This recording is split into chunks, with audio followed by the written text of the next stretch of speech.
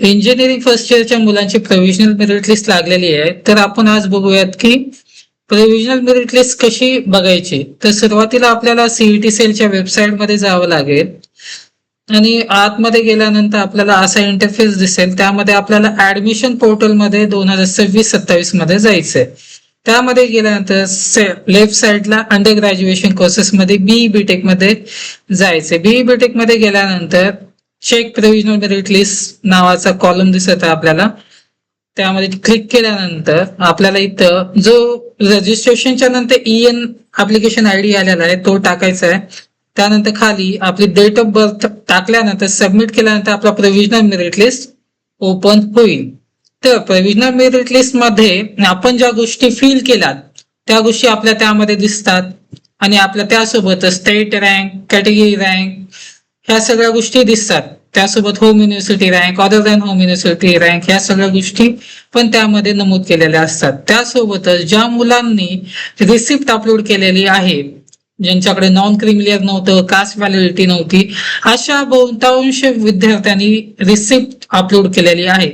पण त्या विद्यार्थ्यांनी आजपासून 25 तारखेपर्यंत 25 तारखेच्या सायंकाळी 5 वाजेपर्यंत रिसिप्ट काढून त्या ठिकाणी आपला जो काही ओरिजिनल डॉक्युमेंट आलेला आहे, नॉन क्रिमिलियर असेल किंवा कास्ट व्हॅलिडिटी असेल, ते अपलोड करायचे आहे त्यामध्ये. तर हे आपल्याला ऑनलाईन माध्यमातून कुठेही होणार नाही. यासाठी तुम्हाला ज्या ठिकाणी तुम्ही एफसी केलेले म्हणजे डॉक्युमेंट व्हेरिफिकेशन केलेलं आहे, ज्या कुठल्या इंजिनिअरिंग कॉलेजमध्ये, त्या कॉलेजमध्ये तुम्हाला जायचं आहे. तिथे जाऊन ह्या गोष्टी करायच्या आहेत. तर या गोष्टी कोणकोणत्या कॅटेगरीच्या मुलांना करायच्या आहेत किंवा कुणाला करायच्या नाहीत. तर एसीबीसीच्या विद्यार्थ्यांना कास्ट व्हॅलिडिटीसाठी 6 महिन्याची मुदत दिलेली आहे. तर कास्ट व्हॅलिडिटी मध्ये जर कोणी रिसिप्ट अपलोड केलेली असेल एसीबीसीच्या मुलांनी, तर त्या मुलांसाठी 6 महिन्याची वैधता आहे. पण त्या मुलांनी जर नॉन क्रिमिलियरच्या जागी रिसिप्ट अपलोड केलेली असेल तर त्या मुलांना 25 तारखेच्या 5 वाजेपर्यंत नॉन क्रिमिलियरचं ओरिजिनल सर्टिफिकेट अपलोड करणं बंधनकारक आहे. इतर कॅटेगरीसाठी कास्ट व्हॅलिडिटी आणि कास्ट सर्टिफिकेट या दोन्ही गोष्टी तुम्हाला 25 तारखेपर्यंत सायंकाळी 5 वाजेपर्यंत तुम्हाला अपलोड करणं कंपल्सरी आहे. जर तुम्ही अपलोड केला नाही तर काय होईल?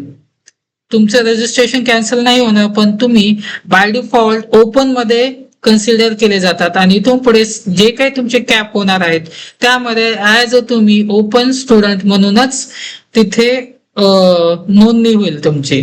त्यामध्ये तुम्हाला कसल्याच प्रकारे कॅटेगरीचे बेनिफिट भेटणार नाही. त्यामुळं तुम्ही म्हणजे पावतीच्या जागी जर म्हणजे ओरिजिनल सर्टिफिकेटच्या जागी जर पावती अपलोड केली असेल तर तुम्हाला कंपल्सरी चेंजेस करणं आहेच त्यामध्ये.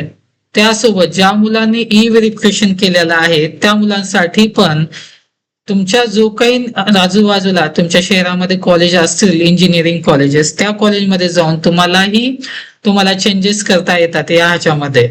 पण तुम्हाला त्यासाठी ऑफलाईनला जावंच लागेल त्यामध्ये.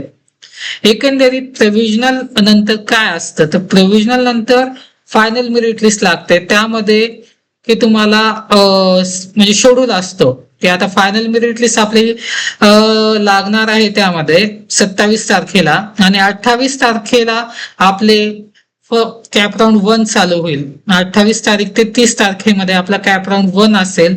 पण कॅप राऊंड फिल करण्याच्या अगोदर सीट इनटेक येतो. तो सीट इनटेक बघूनच प्रत्येक मुलांनी आपली चॉईस फिलिंग करायची. कारण की ज्या कॉलेजमध्ये ब्रँच वाईज सगळ्या सीट इनटेक असतो त्यामध्ये कॅटेगरी वाईज सीट दिलेल्या असतात. त्या सगळ्यांचा अभ्यास करूनच आपण आपला चॉईस फिलिंगचा राऊंड पूर्ण करायचा आहे.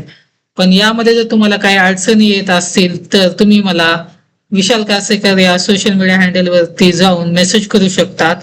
आणि ही माहिती जर आवडली असेल तर तुम्हाला नक्की या चॅनलला सबस्क्राईब करा. Thank you for watching.